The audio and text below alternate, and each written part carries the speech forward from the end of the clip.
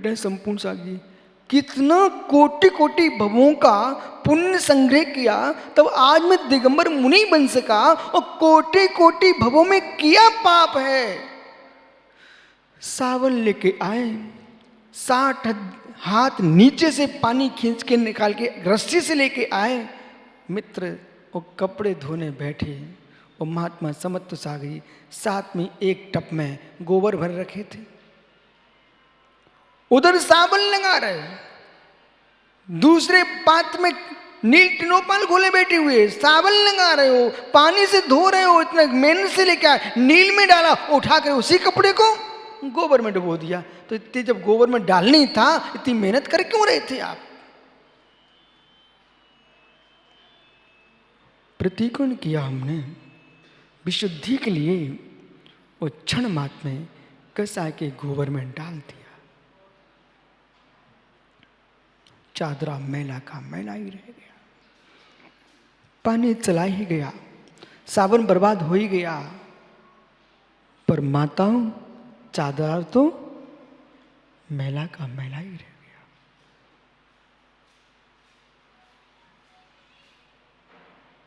कम से कम प्रतिकण में जो अनंत काल से पाप किए हैं, उनको धोने का मौका आज मिला है।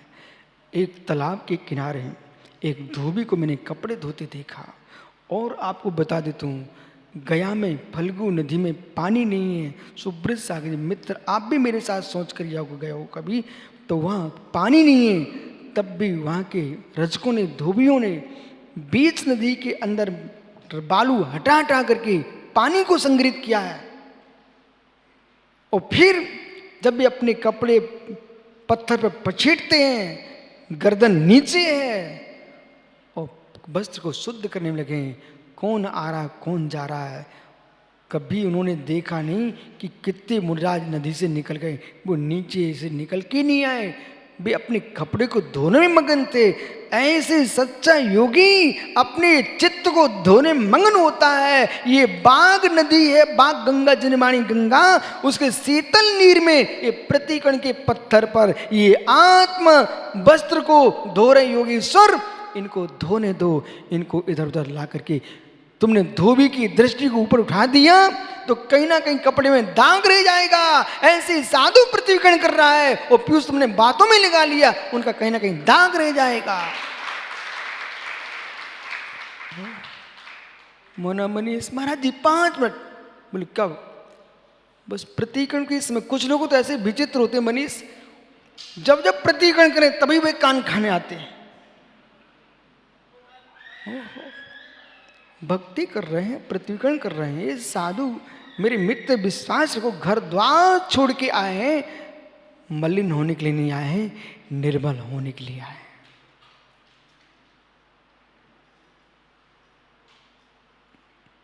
अनुराग, आज से बेटा जो भी प्रतिकरण समय बगल में आके बैठ जाते हैं ना महाराजों के, उनके हाथ जोड़ना, बोले इनको प्रतिकरण कर लेने दो, फिर अपन बात कर लें, उसमें आपका नाम भी आएगा। बुरा नहीं मानना, आपका नाम भी आएगा। बोले क्यों? मित्र, हा दुट्टकयम, हा दुट्ट भाष्यम, हा दुट्टंत्यम, अंतु वंतु डज्जम्मी पच्छत्तावेण। योगीश्वर क्या बोल रहे हैं? हाय दुट्टकयम, हे प्रभु, हाय मैंने दुष्ट किया हो, हाय दुष्ट चिंतन किया हो, हाय दुष्ट वचन बोला हो, अंतो अंतो डज्जम्मी, मैं अंदर ही अंदर झुलस रहा हूं। किसमें? पश्चाताप, पश्चाताप की ज्वाला में झुलस रहा हूं। प्रभु मेरे संताप को दूर करो, तस्मिच्छा में दुख। प्रतिकोण एकमात्र जैन परंपरा ऐसी है जिस परंपरा का प्रतिकोण विश्व को पता है कि जैनी संवत्सरी करते हैं, जैनी चातुर्मास्य प्रतिकोण करते हैं, वार्षिक प्रतिकोण करते हैं, पाक्षिक, देवसिक, ईर्यापत, उत्तमार्थ प्रतिकोण करते हैं। ज्ञानियों जैन योगी 7 प्रतिकोण करते हैं, 7 प्रतिकोण करते हैं।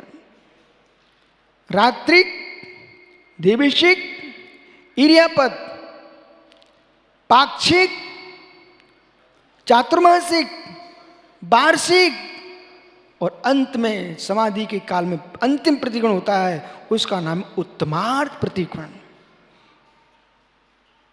सभी लोग ऐसा विचार करके सोया करो, प्रभु मैं सोते सोते ना चला जाऊं, उत्तमार्थ प्रतिगण करके जाऊं। उत्तमार्थ प्रतिगण करके जाऊं। माताओं, ऐसा मत सोचने कि मात्र पुरुषों के लिए उपदेश चल रहा है, उसमें आप भी हैं। रोटी दाल बनाते बनाते अंतिम श्वास न निकल जाए, उत्तमार्थ प्रतिगण करते हुए अंतिम श्वास निकले। तस्मिच्छामि दुक्कडम, तस्मिच्छामि दुक्कडम, तस्मिच्छामि दुक्कडम।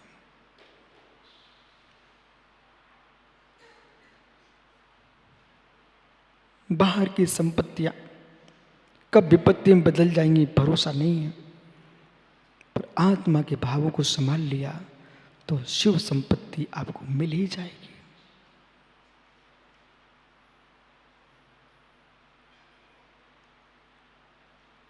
जैसे यहां बैठे हो ना,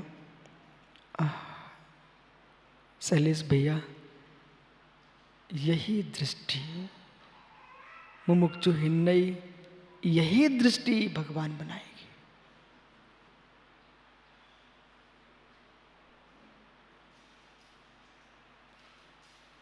उपदेश देते देते प्रणुत सागर जी, उपदिष्टा श्रोता दोनों की आंखें गीली होने लग जाए।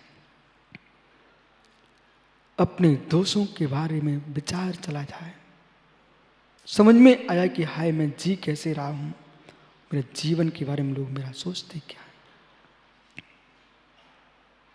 मेरा जीवन क्या है और मेरा जीवन होना क्या चाहिए था। बाहर की रंगीनियां, उमंगें जब तक दिखती रहेंगी तब तक प्रतिगण संभव नहीं है। महात्मा अनंग सागर जी, तन को लेके आके बैठ जाना प्रतिगण नहीं है। जब तक मन साथ नहीं देगा तन काम नहीं कर सकता।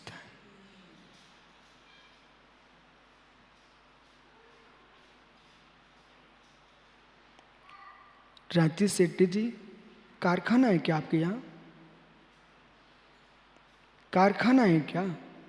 फैक्ट्री है कि दुकान है? फैक्ट्री है। अच्छा, अब क्या करते हो? बहुत अच्छा करते हो। इस सभा में ऐसा कोई जिसके घर में फैक्ट्री लगी हो? थी ना? हाँ, चेहरा तो यही कह रहा कि आप फैक्ट्री वाले हो, क्योंकि इतनी मस्ती में वे ही बैठ पाते जो फैक्ट्री में के मालिक होते हैं।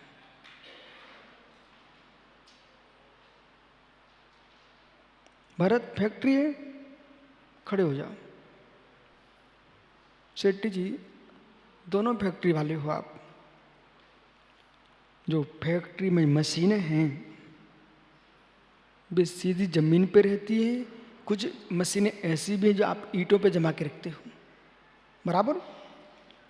तो भरत, कुछ ऐसी मशीनें हैं जिनको आप काट के पट्टियों पर रखे हो,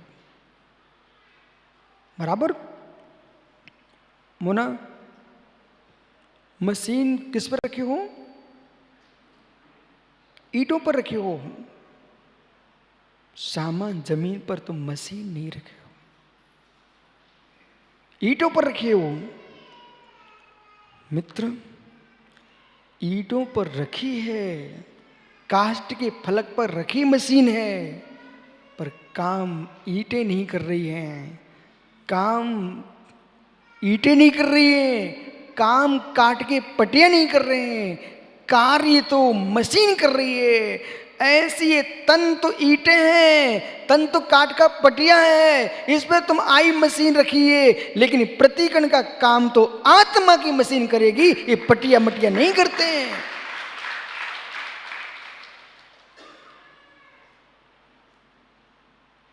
पट्टियों को संभाल करके तुमने मशीन को रख दिया है। ये पट्टियां थोड़ी काम कर रहे हैं। ऐसे आप आए, प्रतिगण चल रहा था, शरीर को स्थिर करके बिठा दिया। ये तो पट्टियों पर मशीन रख दी है। मशीन अंदर क्या कर रही है ये देखिए आप। विराजो, सेठी जी बराबर है ना, सही है ना। मैंने कोई फैक्ट्री लगाई नहीं है, पर बिहार करने से बहुत ज्ञान होता है। फैक्ट्री लगाई नहीं, कॉलेज गया नहीं, पर देश के ऐसे कितने कॉलेज हैं जिनमें मैं जाता रहता हूँ। कितनी फैक्ट्रियां हैं जिनमें आहारचर्या होती रहती है। यहां तक कि एक बार तुम पुलिस थाने में रुके, पुलिस थाने में जरूर रुका, 24 घंटे नहीं, 8 दिन रुका।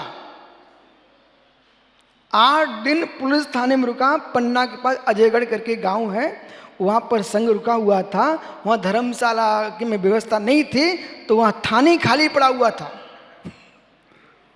8 दिन रुके, लेकिन हम लोग कैदी नहीं थे, साधु थे।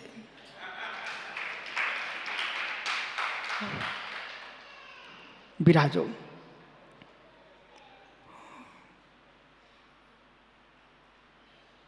हाय दुट के, हाय दुट के। सुनू, एक सज्जन हमसे प्रश्न कर रहे थे। बोले महाराज जी, गुरु पूर्णिमास के दिन इंदौर के दोषी जी के यहाँ चर्या हुई, नियोग बन गया। आजत भी इतनी भीड़ थी, इतनी भीड़ थी कि देने वाले बेचारे इतने धक्के खा रहे थे, पर उनको धक्के खाने में इतना स्वाद आ रहा था। तब मैं देख रहा था कि अहो, मुराज के हाथ पर गिलास रखने का आनंद तो देखो। कोई होता दूसरा, बोले क्यों धक्के खाने जाऊं, स्वाद ले रहे, विशुद्ध सागर आहार कर रहे, मैं क्यों धक्के खाऊं। लेकिन विषय पकड़ना, तो कुछ लोग व्यवस्था भी बना रहे थे, तो कुछ लोग ये भी कह रहे थे, बोले कैसे लोग हैं, जानते मिलते नहीं है, कितना धक्का मारी कर रहे हैं, साधु को शांति से आहार लेने दो। परंतु सबके धक्के चल रहे थे, बातें भी हो रही थी। पर मैंने कहा कि एक बार एक चक्की की मशीन के पास गया, चक्की, आटा चक्की। सो वहाँ क्या हुआ, वो घटना भी इंदौर की है। अब ये मोना जैसे लोग हैं ना, कहीं भी रुका देते हैं, इन्हें थोड़ी पता क्या घे क्या बन रहा है। सुब्रत सागी, आप भी साथ में थे। कांच मंदिर में आप एक बार रुके थे। फिर उज्जैन के नयापुरा है ना, नयापुरा मंदिर में आप रुके हुए थे। जिस कमरे में आपने मुझे ठहराया था वो रोड के बगल में था, और उस कमरे के जस्ट बगल में एक चक्की की मशीन लगी हुई थी। मैंने कहा यद्यपि ऐसे स्थान पर रोकना नहीं चाहिए, पर रोक ही दिया। लेकिन तब भी मैंने क्या देखा, मनीष, लोग आ रहे हैं, आटा पिसा रहे हैं, चले जा रहे हैं, कोई बोरी पटक के चला जा रहा है।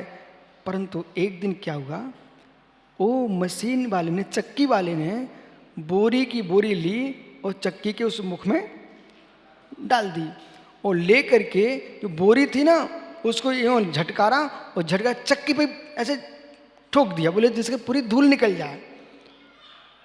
अरे ये तो बड़ा रहस्य निकला मेरे लिए, बहुत अच्छी बात मिल गई कि चक्की के अंदर पूरे धान्य का तो उसके पीपे में उसने डाल दिया सब, लेकिन जो बोरी खाली बची ना आदत भी, उसने क्या किया भाई ने, उस बोरी को उस चक्की पर ही ठोक दिया। लेकिन चक्की पर बोरी ठुक गई, पर चक्की ने अपना काम करना बंद नहीं किया। वो बोरी तुम ठोकते रहो, वो तो आटा पीस ही रही थी। मैंने कहा ये काम अच्छा है, जब ये मशीन इतनी निर्विकल्प है कि तुम कुछ भी ठोकते रहो, पर मैं अपना काम कर रही हूं। ऐसे मैं सोचता हूं कितनी धक्का लगे, कितनी भीड़ हो जाए, अपना काम करो। तुम तो पीसो आहार को और अच्छा पेट भरो, जाओ यहां से। ओहो। अब मालूम मनीष मोना क्या देखता है, कैसे लोग हैं, भाव खराब करता रहता खड़ा खड़ा। और मैं क्या सोचता हूं, सोच देखो, दोनों का सोच देखो। इसको दिखता है कैसे लोग हैं, महाराज को हार नहीं करने दे शांति से। और मैं क्या देखता हूं, ओहो, पंचम काल की महिमा देखो कि ऐसे खोटे कलयुग में भी इन श्रावकों की आस्था श्रद्धा देखो कि हजारों किलोमीटर चल करके अपने गुरु के हाथ पर एक ग्रास रखने आया।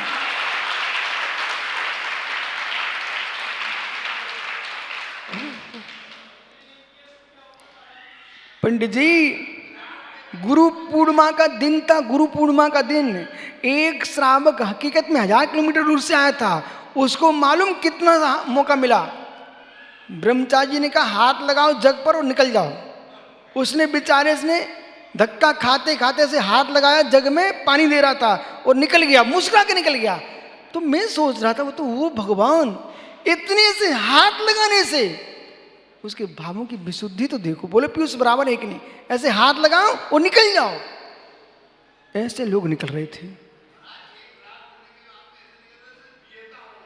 हा, क्या हुआ भैया,